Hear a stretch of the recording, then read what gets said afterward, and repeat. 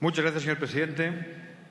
Concluimos hoy el trámite de una ley que afectará a largo tiempo a la vida profesional y personal de muchos guardias civiles y sus familias. El Grupo Popular y el Gobierno se dirigieron al Grupo Socialista cuando se presentó para negociar la misma. La razón esgrimida fue que se trataba básicamente de un desarrollo del borrador en el que había trabajado el equipo del anterior ministro de Interior, Alfredo Pérez Rubalcaba. Cuando vimos el texto, nos dimos cuenta de que no era así y que en realidad se trataba de una nueva ley del PP, con aspectos positivos, pero también con insuficiencias notables. No obstante, aplicamos el principio a mal tiempo buena cara. Aceptamos pulpo como animal de compañía y nos sentamos, por responsabilidad institucional, a negociar una ley que pudiera dar estabilidad a este cuerpo policial. Y empezamos a hablar.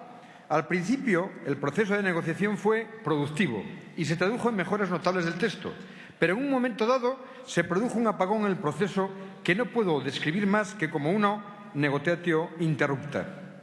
Como saben sus señorías, las interrupciones, además de mala educación, no suelen traer nada bueno. Este caso confirma el principio. En realidad, la búsqueda de acuerdos tuvo un importante lastre desde sus inicios, el del Ministerio de Hacienda. No podemos ignorar que las leyes de personal casi siempre comportan incremento de gasto si se quieren atender adecuadamente las innovaciones que aportan, y desde Hacienda la consigna era alta y clara: todo lo que queráis, pero a coste cero. El asunto se tornaba misión imposible, pero no nos desanimamos. Establecimos una premisa innegociable: la integración de oficiales debía hacerse desde teniente y no desde capitán. Lo conseguimos, pasamos a la siguiente fase, o mejor dicho, pasaron a la siguiente fase los diputados y diputadas socialistas y populares que formaban parte de la ponencia y que, independientemente del agridulce resultado final, se esforzaron por hacer un buen trabajo que es preciso reconocer. Gracias a él, se logró también dar mayor participación a las asociaciones del cuerpo, reconocer que la situación de la mujer en la Guardia Civil necesita apoyos específicos, garantizar a los suboficiales que el 55% de sus plazas sean de promoción interna, que los fallecidos o los que hayan llegado a situaciones de incapacidad permanente por acciones en acto de servicio tengan un acceso honorífico en su empleo, elevar la edad de acceso hasta los 40 años, mejorar la evaluación para el ascenso, que será más objetiva e imparcial y deberá ser llevada a cabo por personas con el nivel adecuado, y que la asignación de destinos se hará mejor y con más profesionalidad. Incluso se llegaron a cambiar cuestiones conceptuales. En lugar de institución, término difuso y a veces confuso en nuestro ordenamiento jurídico-político, se introdujo el de Cuerpo de Seguridad Policial, más adecuado. Y a partir de ahí llegó el comandante Montoro y mandó parar. Negotiatio interrupta. El coste cero no es posible sin graves perjuicios para diferentes colectivos. No a la integración de escalas en 2016 en lugar de 2017. No haber reflejada clara y nítidamente la especificidad de las escalas facultativas o la situación de los músicos. Y, sobre todo, no a quienes salen más perjudicados, los actuales alféreces. Empleo que desaparece en esta nueva ley y que ve sus expectativas de carrera muy mermadas.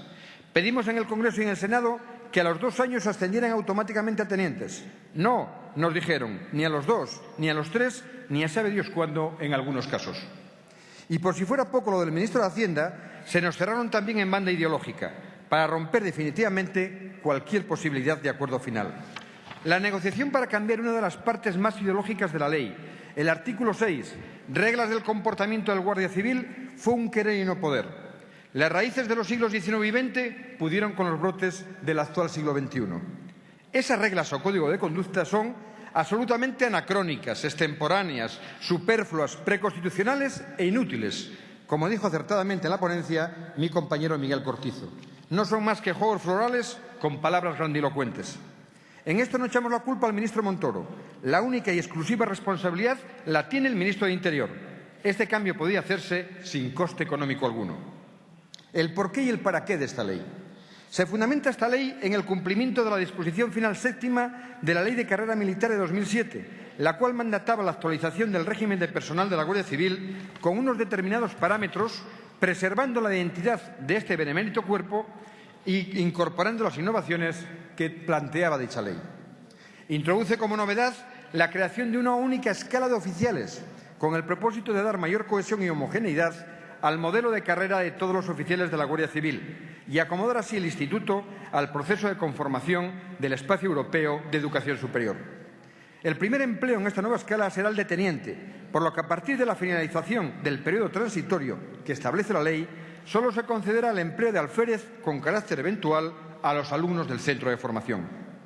Los miembros de las escalas de oficiales, facultativa superior o facultativa técnica, se integrarán, previa superación de la formación complementaria que para cada caso se establezca, garantizándose en todo caso un desarrollo profesional para aquellos que no opten por la incorporación a la nueva escala.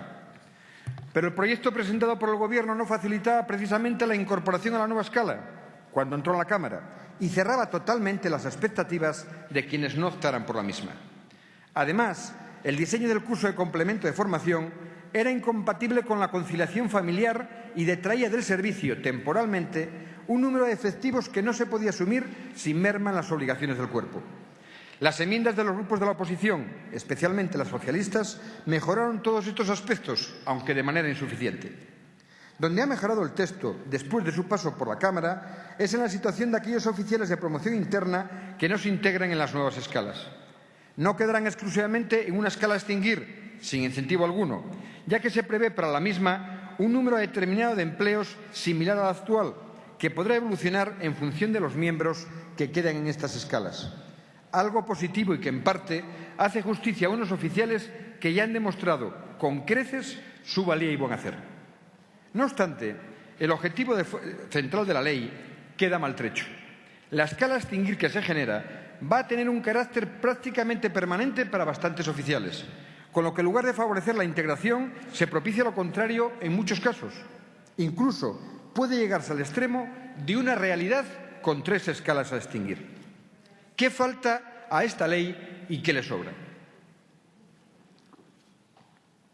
Falta un mayor reconocimiento y presencia de las asociaciones de la Guardia Civil en grupos de trabajo y comisiones específicas de su Consejo para la prevención de riesgos laborales, algo que conocen de cerca y materia en la que tenemos llamadas directas de la Unión Europea para cumplir con la normativa. Nuestras enmiendas y las de otros grupos de la oposición han logrado abrir una pequeña rendija en este aspecto, pero aún también insuficiente. Falta un avance más nítido en la igualdad de género en la Guardia Civil. La ley que hoy debatimos hace un pronunciamiento en favor de la misma, pero sin compromisos claros ni medidas contundentes para promover la igualdad en todas las escalas. Sigue sin darse respuesta a una pregunta muy ilustrativa. ¿Por qué razón el porcentaje de mujeres en la Guardia Civil es la mitad que en el Cuerpo Nacional de Policía? Y en las escalas superiores la proporción es aún menor. No se han adoptado tampoco medidas para fomentar el acceso a colectivos minoritarios, para conectar mejor así con la complejidad de nuestra sociedad actual. Hemos perdido la ocasión de introducir más elementos de objetivación y transparencia en materia de evaluación de personal y de equiparar, en lo que se refiere a defensa y asistencia jurídica y en el derecho a desgravar fiscalmente la cuota sindicales o asociativas, a los 2 cuerpos policiales del Estado. Y, sobre todo, hemos dejado a los actuales alféreces en una especie de limbo que, además de injusto, es absurdo. Sobra ese limbo en esta ley, sobra el purgatorio que les espera a algunos de los oficiales de promoción interna y sobra el sinsentido de escalas a extinguir que para muchos será permanentes. Epílogo agridulce. Después de lo dicho, a nadie extrañará que declare que no es esta ley la que un gobierno socialista hubiera hecho, pero creo sinceramente también que con las enmiendas aceptadas al Grupo Parlamentario Socialista y a otros grupos de la Cámara, el texto ha mejorado. Lamentamos que la intransigencia del Gobierno y del Grupo Parlamentario Popular nos haya impedido llegar a un acuerdo que hubiera dado más estabilidad a esta ley y, lo que es más importante, hubiera mejorado las condiciones de trabajo y vida de muchos de los miembros de este benemérito cuerpo. Por eso tenemos que votar en contra. A ustedes, señores del Partido Popular, los está perdiendo su mayoría absoluta. Se han convertido en una organización incapaz de escuchar a la calle, de oír a los colectivos afectados por sus decisiones. Ganarán esta votación porque, como dice la crónica medieval, Dios ayuda a los malos cuando son más que los buenos, pero no convencerán. Tienen que aprender, y con esto acabo, que se debe comprar sin ofender. Me explico. Muchos dicen apostar por el pequeño comercio de barrio, pero compran habitualmente en una gran superficie. Y además pasan con las bolsas por delante del tendero de la esquina. No le consumen y encima lo ofenden. No hagan ustedes lo mismo con los hombres y mujeres de la Guardia Civil a los que tanto proclaman querer. Muchas gracias, señor presidente.